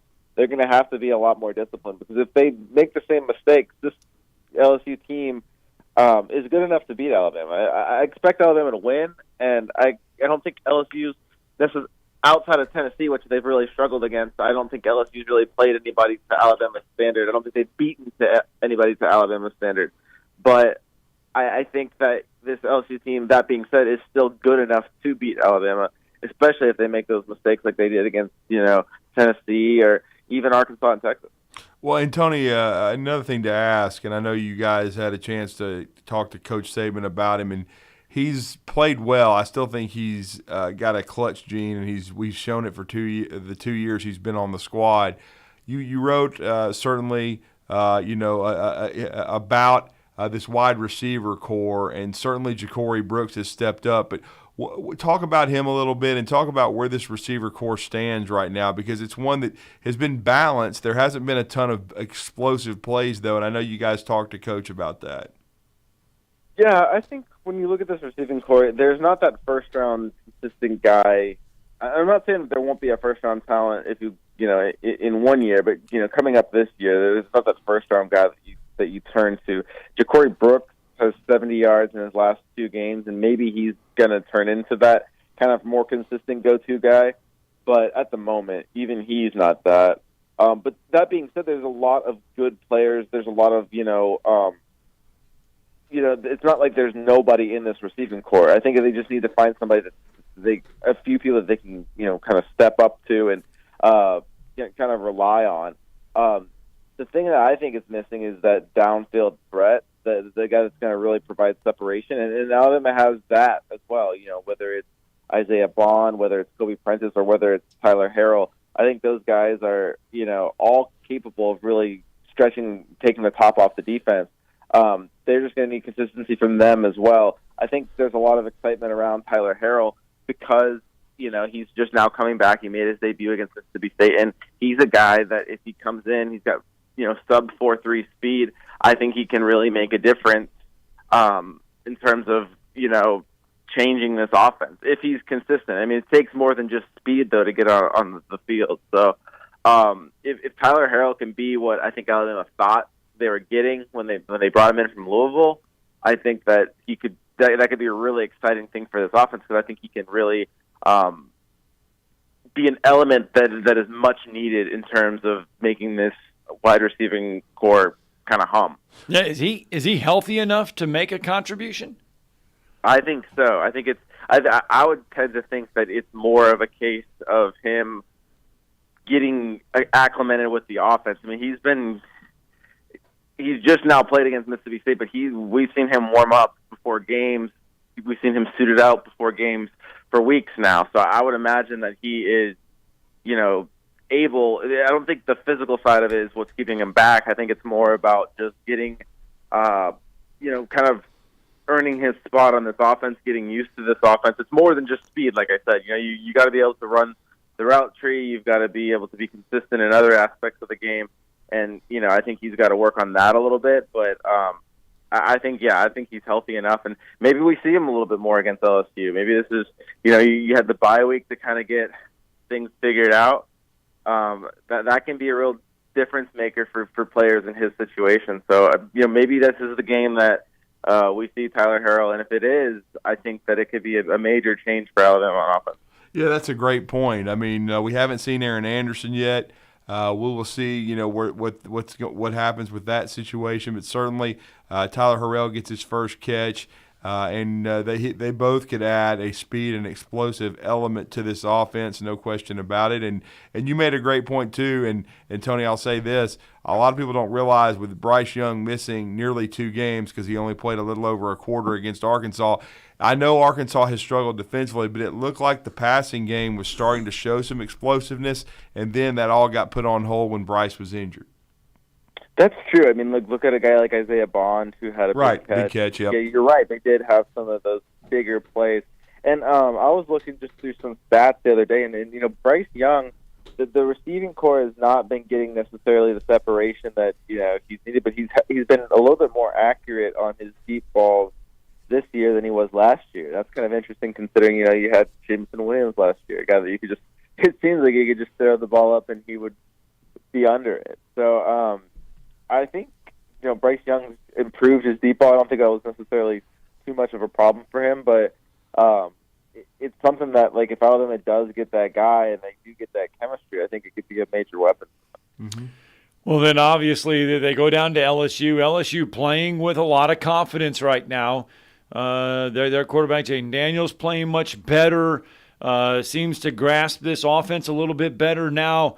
Biggest challenge for Alabama defensively against an LSU team?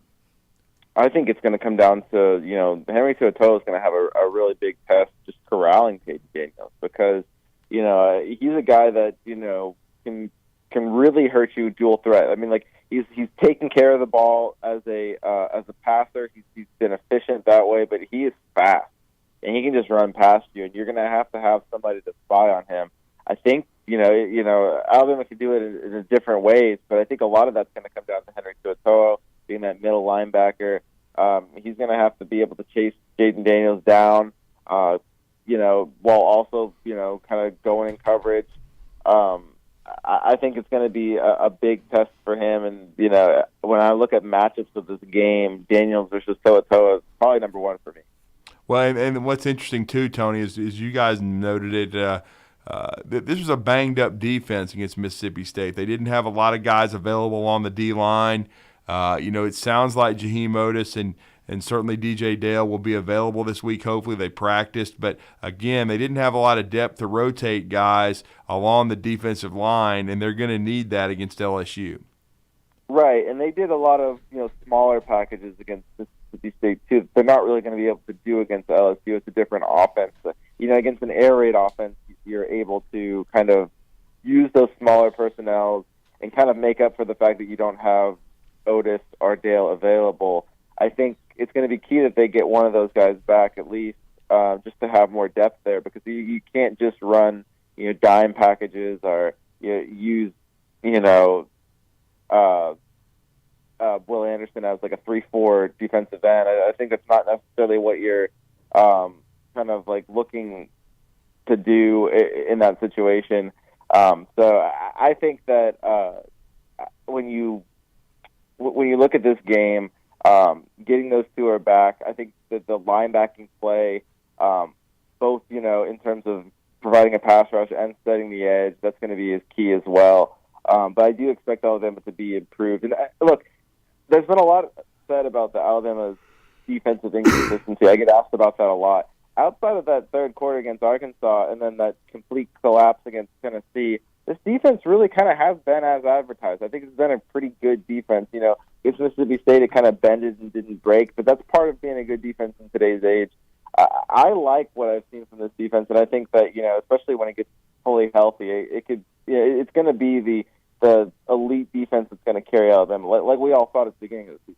Yeah, I really think it has played. I didn't think it played terribly against Arkansas. Remember the punt snap, that was botched, that they had to take the ball over on the 4. I didn't think they played super poorly against Arkansas. Now, they did have definite issues against Tennessee, but everybody has. I mean, no one's been able to stop Tennessee yet. So I'm like you. I want to see how they play against this LSU offense. I want to see how this secondary matches up with this LSU wide receiver core. Jaden Daniels, you've talked about the improvement he's made, but I want to see Eli Ricks too. He played at a very high level against Mississippi State, Tony. I want to see how the secondary lines up and how they play potentially with Eli Ricks being a bigger part of this going forward. Yeah, no, it's just I'm only judging Eli Ricks on what I've seen from him in an Alabama uniform, and so that's really just the Mississippi State game in terms of like an extended period for me. And he was up against bigger receivers in Mississippi State, and I think that's the kind of matchup that if you're looking at Eli Ricks, that's what he's going to excel at. He's an athletic guy. He's got very long arms, 6'2". You're not going to beat him by throwing it over him or having a bigger receiver bully him. He's just not going to be bullied. And so I thought that was a great matchup for him with Mississippi State.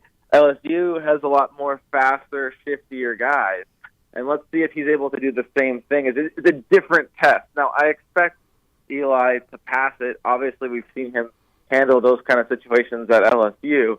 But I think this will be more of a test of, okay, how well is he in this Alabama offense? I think his coverage skills are probably going to be tested a little bit more against LSU, just because it's a different. I mean, these are faster guys. This is going to take more technique. This is not just going to. You can't use his size and athleticism as much in this game as he maybe could against Mississippi State. Now, that being said, like, this is an elite cornerback. I think when you look at cornerbacks across the nation, he is as talented as anybody else.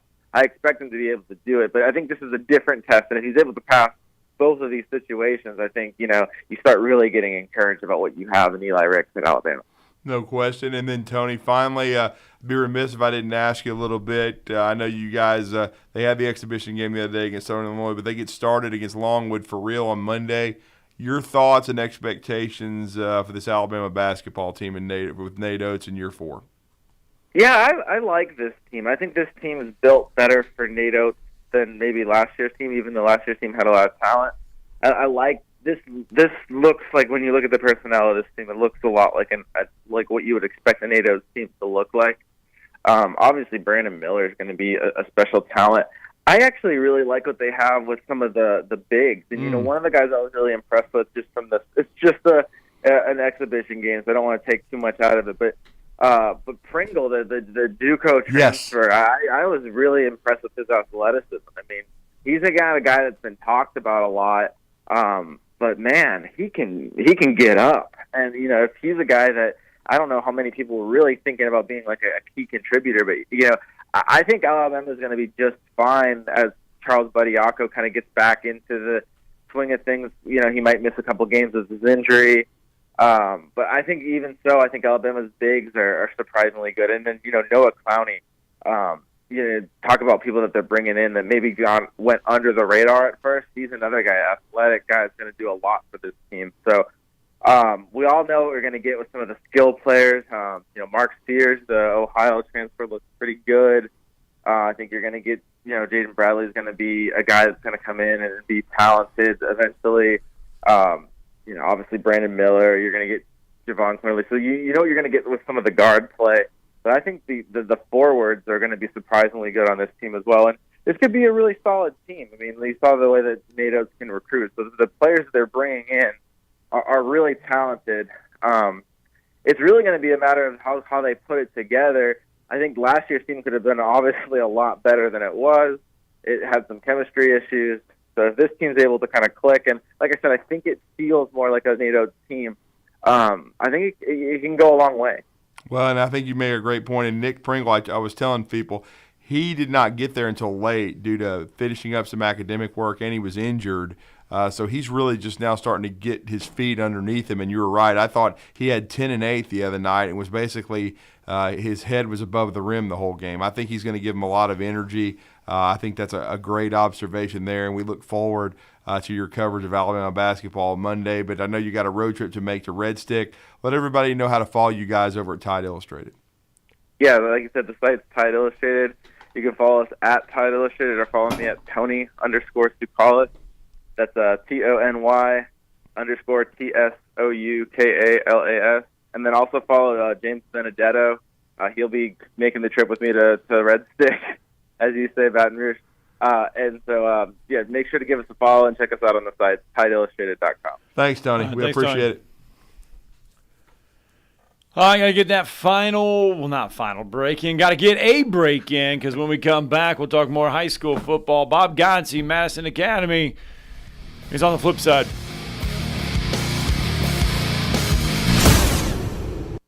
You're listening to Talkin' Ball on 97.7 ESPN, The Zone. Just got a new wreck. This one's at Raspberry Way and Sudeth Lane. That's off Wall Triana, south of Nick Davis. That one is coming in as an injury type.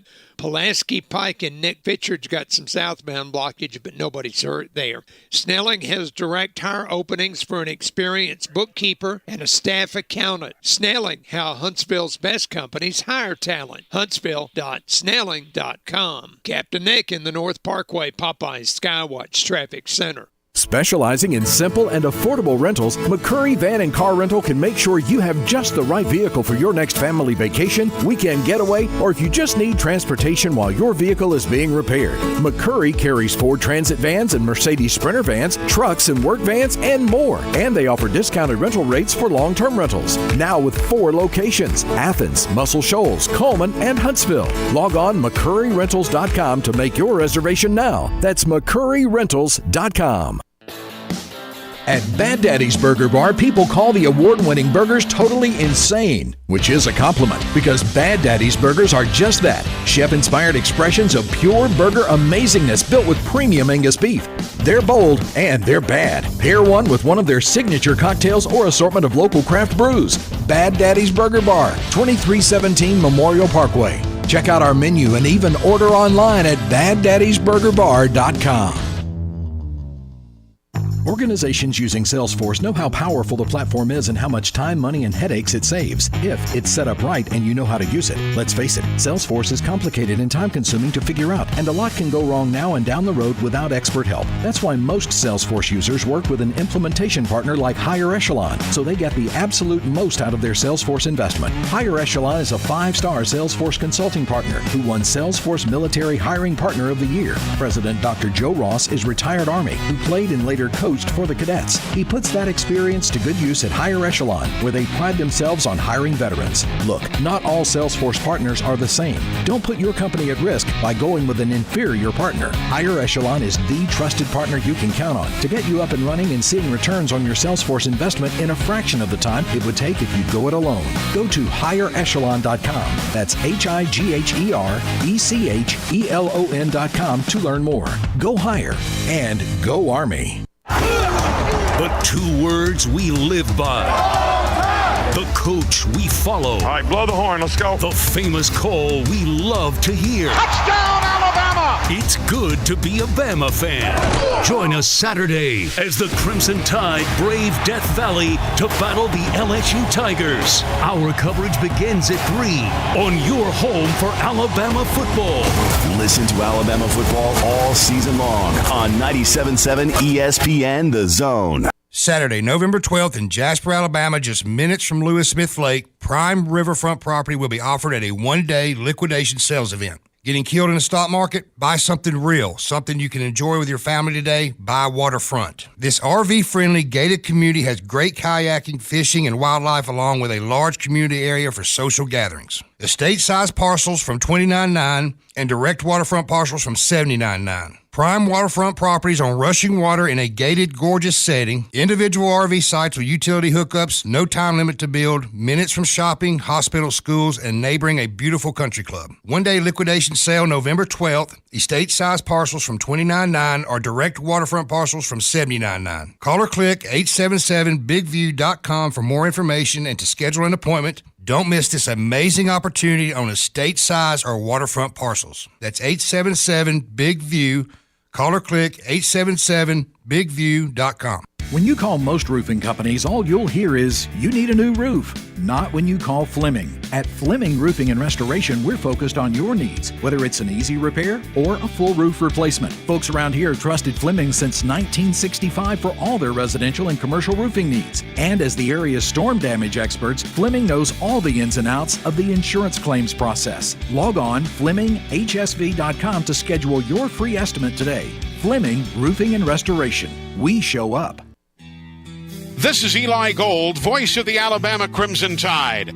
Now more of Talkin' Ball with Scott Theisen and Drew DeArmond on your home for Crimson Tide Sports 97.7 ESPN The Zone.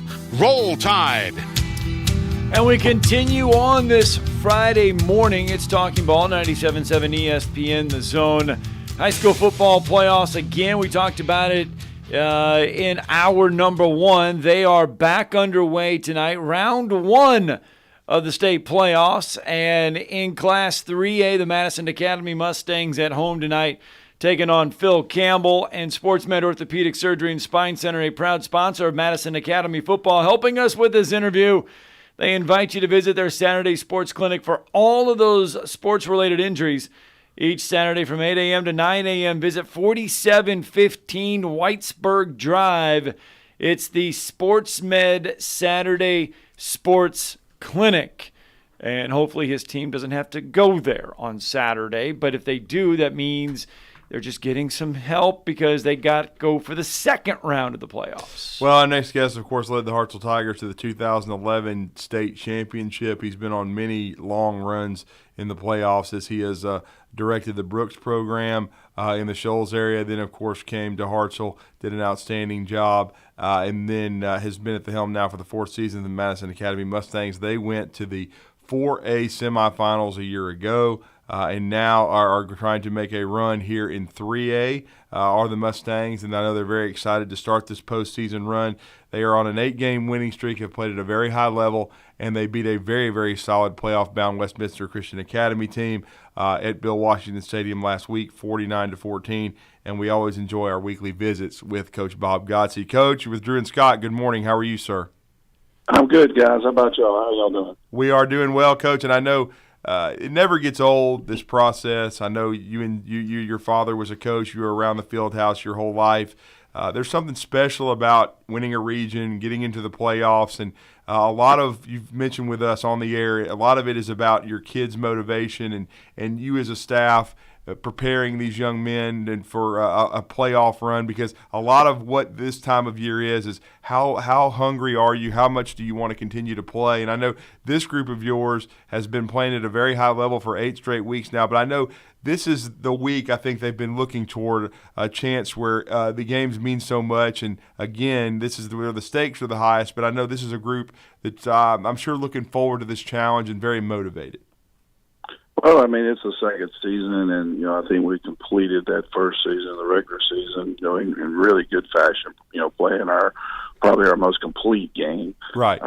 And so as we start, this second season, it's almost reproving yourself, starting over, understanding that you got to play at another high level. You got to find ways. And, we talk a lot about to make a long run. As much as we're going to try, as hard as we're going to work at, playing at a, executing and doing things, like they need to be done, you're not going to be able to do that in a run. It's going to take some toughness and working through some tough spots and in games and things like that. Obviously, the competition is going to be amped up, the further you go. So anxious to. Excited really to see this team continue to grow and continue to get better to meet these challenges, new challenges, different challenges that you face in the playoffs. Yeah, and as a coach, I'm sure you like where this team is at going into round one. You guys have done everything you can to prepare them for this moment. I mean, this is kind of like those training wheels come off now. This is it. I mean, this is the playoff time, but I am sure this team has prepared and done everything to this point where when you go into this game as a coaching staff, you have confidence that they're going to be playing their best football. I hope so. Like I said, it's not always going to be perfect. And, to make a long run, you're going to have to win a game that, you don't necessarily just, execute perfectly, but you got to figure it out. And our guys are excited. I'm excited for them because it's been a super fun group, and to watch them grow, and they're excited about the opportunity that they have. And still some anxiousness as this is a first playoff game for a lot of them. That we have guys that big time. All of them were part of the 4-game run last year in the playoffs, but this is their first opportunity now to be the man, to be the guys. So there's some anxiousness in there, but be excited to get on the field tonight and work through all of that. Well, and a guy that I know you're very proud of, and I know he's got to be excited because he had to miss the season for the majority of a year ago. You've bragged on him as we've talked about him throughout the season, but I know he's rushed for well over 1,000 yards. He had 160-plus last week. He's averaged nearly 10 yards per carry for you this year, Coach. I had a chance to see him against Randolph. I thought he was outstanding and 100-plus yards in that game. But I know a guy like Ken Cherry who's grinded and come back from an injury. You've got to be excited for him, and I know he's got to be really, really just pumped up to have a chance to go with this on the journey with this team in the playoffs. Oh, 100%, and I think he's playing, his best ball right now, not only as an offensive player, but as a defensive player as well. He came in, and his goal was to rush for 1,000 and make 100 tackles. That's pretty lofty stuff, and I think I've had one player that I can remember right now that did that, and that was Freddie Roach, who was pretty good. So no doubt. but he's he's right there at that and going to do it. But the funnest part is as the stats prove that he's had an outstanding year. He's even a better teammate. He's a better guy. He works hard. He pushes other kids to be their best as well. And just to see him overcome not only the injuries, but life's battles. It has been fun to watch him grow up and lead others to do the same.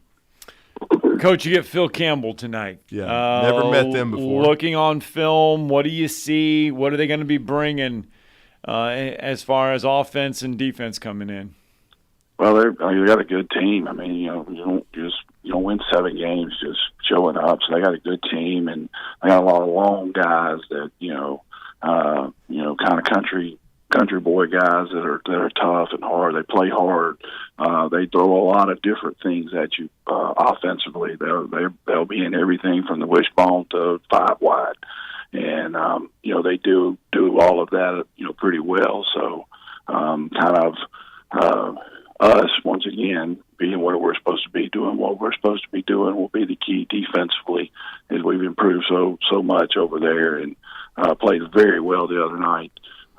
Against Westminster, who doesn't, they spread you out all over the place as well. So excited about that. And defensively, they're very, very sound. And just come down to us, executing and controlling the line of scrimmage. And I think that was the big key the other night was that we played extremely well up front with our offensive line, and our defensive line controlled the game as well. And that'll be keys tonight. And Coach, one of the big returnees for you that helped you go on that long run was Carson Crean, and we've talked about the toughness he's displayed and the growth as a quarterback. How big is his experience going to be helping kind of guide some of his teammates that haven't played in the playoffs as far as what he's accomplished? And I know he played well last week, and he needed to. The guy, his counterpart, Brandon Mush, is one of the best athletes in North Alabama.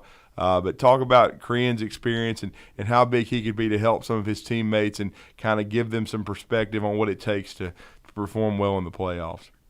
Well, Carson's had a great year. I mean, he's thrown, passed for 2,500 yards, rushed for another 500, and accounted for almost 30 touchdowns, and we turned the ball over four or 5 times, and then that's the key. But I think he played well in the playoffs last year in his first run. We're certainly counting on him to do the same this time. But we're really counting on Carson, to continue to show that toughness and that leadership that he's shown all year. He, Mario Brewer, Dalen Johnson, Hayden Knight, guys like that have done an excellent job leading their team this year. We're counting on them to continue to do that. They've done that this week of practice. We've had a good week of practice, and excited about tonight. Yeah, and Coach, I know you had a chance to play a lot of young players during this 8-game streak, so hopefully that's helped develop some depth as well. And you should have a healthy, hopefully, squad. I know, of course, you had to play a really good opponent last week, but you should. How healthy is your squad heading into this first round? Well, this time of year, sometimes it's not so much injuries on the field as it is sickness. That's true.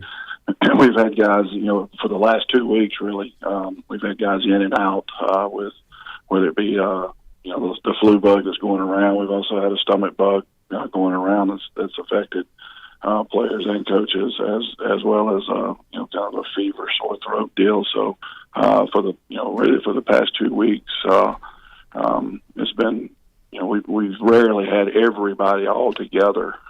But like you said, what that does is present an opportunity for other people to step up, and we've been fortunate to build depth through the year to where we've had some guys, step up. We should be full strength tonight. We got, Matt Manley's been under the weather most of the week, so I'm not sure how long maybe he can play. He's played extremely well for us at free safety, but we were able to get him back moving around yesterday, but being able to move guys around and create depth through the year, you're planning for this time of year because we say it every day.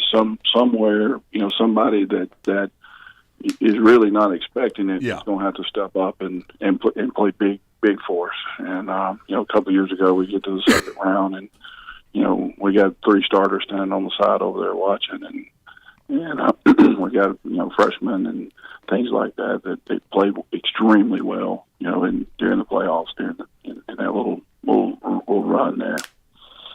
Well, Coach, obviously when you get into the playoffs, it's the little things too. It's avoiding the penalties, avoiding just those little mistakes that during the regular season you can kind of overcome them a little bit because they're not as magnified. But in the playoffs, those things become a little bit more magnified.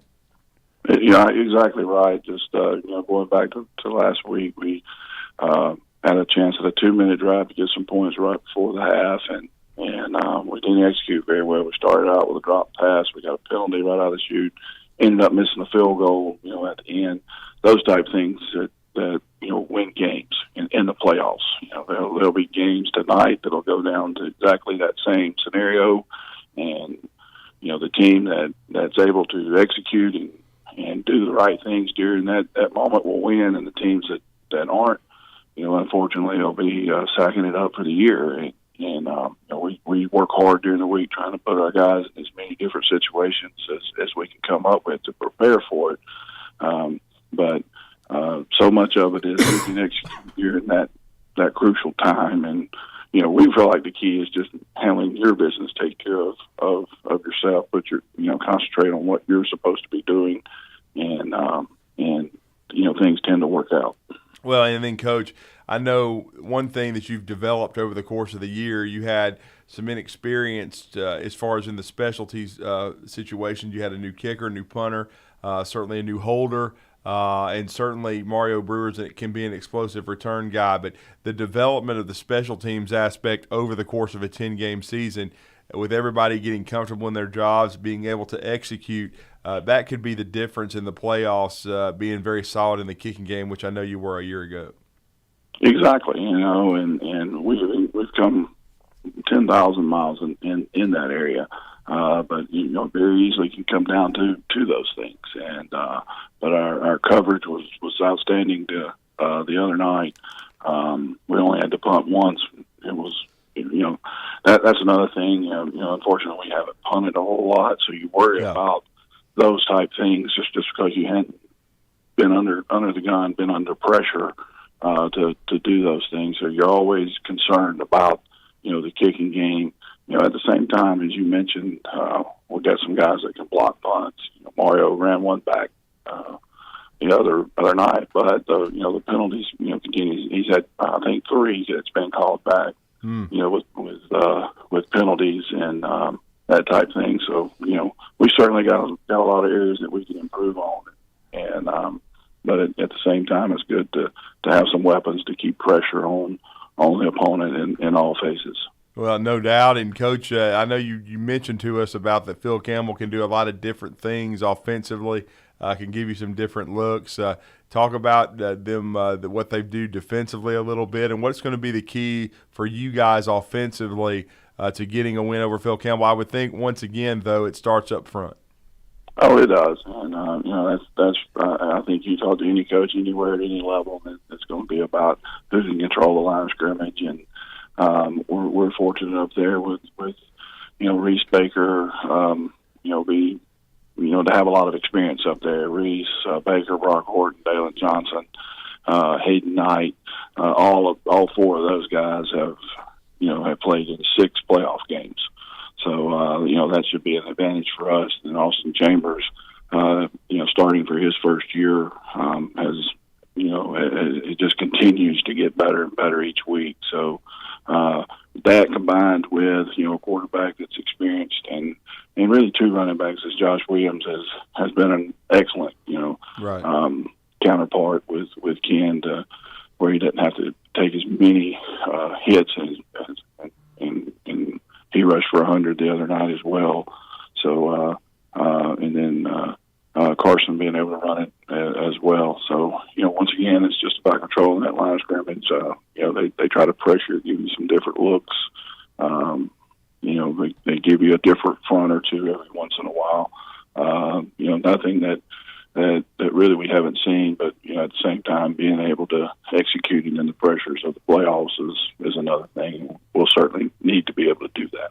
No doubt, Coach. And my final question for you: I know so much of it is repping and fine tuning when you're trying to get to the playoffs, so you can execute at a high level. But depending on the opponent, how often do you add new wrinkles, or is it more just about polishing up what you do well?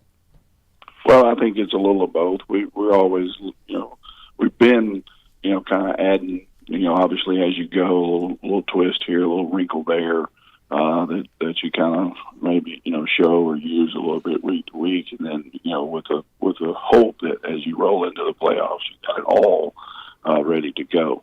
I'm a dance with the one that you brought, guy. We're gonna go with what got us here, things that we've done well, here. We'll go wrinkle here and there, but we're gonna try to put our guys in the best positions possible and let them play. Well, we certainly look forward to it. It'll be Steve Molt and Glenn Leder on the call in Zone 2. Madison Academy Mustangs trying to advance in the 3A playoffs as they will host the Phil Campbell Bobcats over at Bill Washington Stadium tonight. Coach, we always appreciate your time. Thank you for joining us as always, and hopefully we'll be talking next week as the Mustangs get ready for a second-round game. Always enjoy the conversations. Thank you for talking some football with us this morning. Thank you, guys. Appreciate what you do for high school sports. Thanks, Coach Bob Godsey, with us right there with Madison Academy Mustangs. And, of course, today's interview brought to you by SportsMed Orthopedic Surgery and Spine Center. Give them a call today, 256-881-5151, to experience that SportsMed difference. SportsMed Orthopedic Surgery and Spine Center, dedicated to providing care that improves lives. Give them a call, SportsMed Orthopedic Surgery and Spine Center. Get a break in.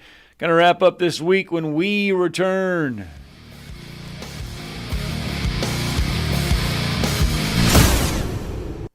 You're listening to Talkin' Ball on 97.7 ESPN, The Zone. Our newest wreck is on I-65 southbound 322-mile marker in Morgan County. It's a no injury. Had one on Raspberry Way at Sudeth Lane. It reported with a minor injury. And the one with the school bus involved at Bassett and Big Cove, no injury there. They had Himsey come and check the kids anyway, but that one should be about wrapped up. The $6 big box is back at Popeyes with 2 pieces of the crispy hand-battered Louisiana seasoned chicken, 2 sides, and a buttermilk biscuit. Popeyes, University and George, 72 and Jeff and North Parkway. Captain Nick in the Popeyes Skywatch Traffic Center. Here's Bobby White from Woody Anderson Ford on their service department. President's Award winner 2 years in a row. That's only given to the top 10% of Ford dealers in customer satisfaction. So we're very proud of the service department. And our body shop. If you happen to get into an accident, which not a lot of people just want to go down and see a body shop, but if you get into an accident, award-winning body shop. We have the state-of-the-art paint booths back there. They're waterborne paints that we use, friendly for the environment. We've got our production system, the way things are in and out. We have the fastest cycle rate in town of getting your vehicle in, getting your vehicle out, and assured that it's fixed right. We take pictures before it's wrecked, and not only after, but we take it as we're putting the parts on. All done to above industry standards. So kind of proud of our body shop too. Don't forget our parts department. So if you don't happen to need parts, performance parts, or just parts if you're a weekend mechanic. Woody Anderson Ford, located at the corner of Jordan and Sparkman, as well as Hughes Road and Madison. You can also check out the great deals at WoodyAndersonFord.com. If you're ready to lower your utility bills, it's time to call Eagle Insulation. Eagle can handle it all. Attic re-insulation, insulation removal, wall insulation, and new construction insulation, commercial and residential. Our primary goal is to save you money, and lots of it. Typical clients realize their return on investment within 3 to 6 months. That means the re-insulation actually pays for itself and then some. See if we can help you. Contact Eagle Insulation today, 256-755-1556, or log on insulatewitheagle.com. Hi, everybody. Eli Gold here. Right now, indoor air quality occupies top-of-mind awareness for families and business owners. Rick Smith and the trusted professionals at Environmental Comfort Systems can take care of your indoor air quality concerns with their state-of-the-art indoor air quality solutions. Environmental Comfort's indoor air quality systems remove 99.9% of airborne contaminants so you and your family can breathe clean, fresh air. If anyone in your family suffers from allergies, or if you just want the security of knowing the air you breathe inside your home is free from viruses, bacteria, pet dander, dust, and odors, Environmental Comfort Systems are the professionals to call. Environmental Comfort also carries state-of-the-art, high-efficiency comfort systems that increase home comfort, keep humidity in check, and help you save money on your energy bills. Give my friend Rick a call or visit them online at envcomfort.com and breathe cleaner air today. Environmental Comfort Systems, Alabama license number 92314. Chapman Commercial Realty, your source for Alabama commercial real estate. Chapman Commercial Realty has the experience and expertise you're looking for when making commercial real estate decisions. If it's office space, retail space, investment property, or project development, Chapman Commercial Realty is your answer. Call Bill Chapman today at 256-656-8413. That's 256-656-8413. Or find them online at chapmancommercialrealty.com. No representation is made that the quality of legal services to be performed is greater than the quality of legal services performed by other lawyers. A wise man once said, "If you take care of old folks and children, everything in the middle will take care of itself." Hi, I'm Danny Aldridge, lawyer in Alabama and Tennessee. In the next 20 years, the number of those folks over 65 years of age will more than double. In our golden years, the most important goal is to be treated with dignity and have control over doing what makes you grateful with those you love. At the Aldridge Law Firm and the Legal Town Center, we're dedicated to help you with these goals, and we'll be there when life throws you those inevitable curveballs. Let us assist you with your legal needs, whatever they may be or become. You may reach us by phone at 256-534-3188 or online with Dan at danaldridgelaw.com. Just remember, we're here to help.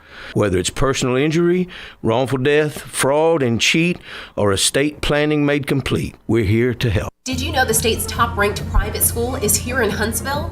What about one of the nation's few Orton-Gillingham Academy accredited schools?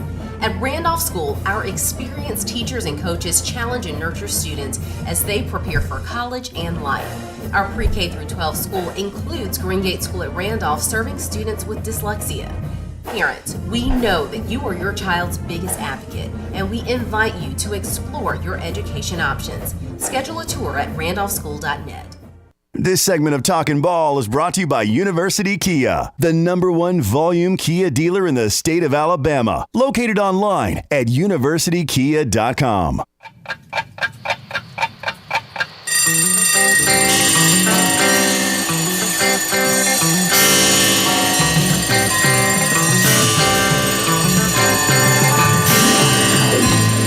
It's time for tomorrow's headlines today with Scott Tyson and Drew DeArmond on 97.7 ESPN The Zone. All right, welcome back. Talking Ball 97.7 ESPN The Zone. We just flipped the calendar to November. Hard to believe.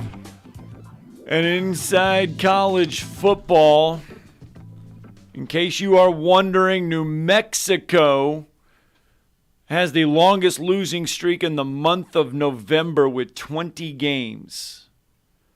Vanderbilt is on this list. Yeah.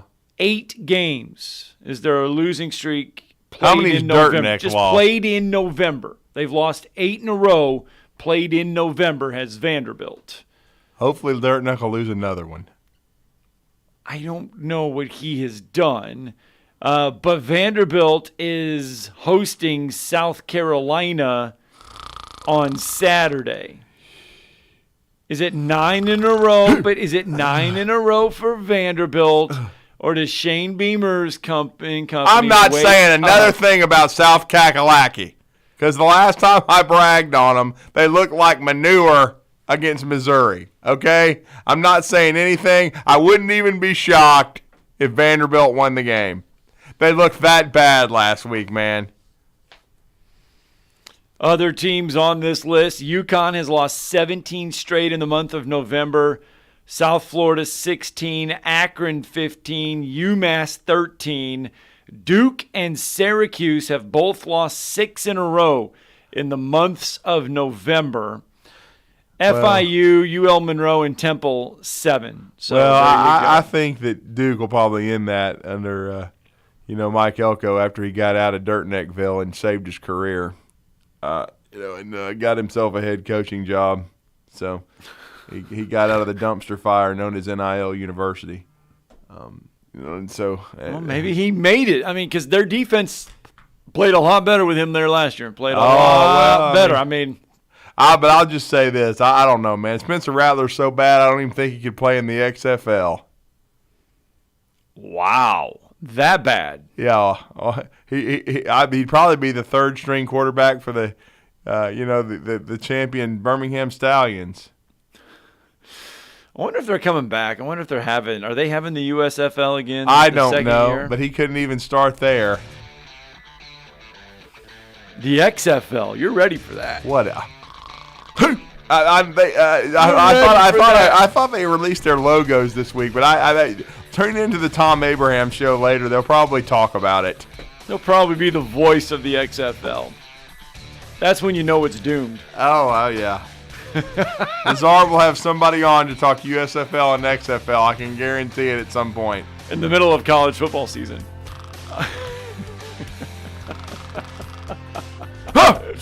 Hey, by the way, we know Jeff's throwing darts at Iowa logos right now. That's all right. Let him. He's right, though. The offense high school is bad. Football, the Woody Anderson Ford North Alabama High School Football Scoreboard Show starting on the Blitz. Yeah, the North Alabama. Yeah, that's right. Yeah, North Alabama. And then we'll be on our station tonight. A lot of high school football.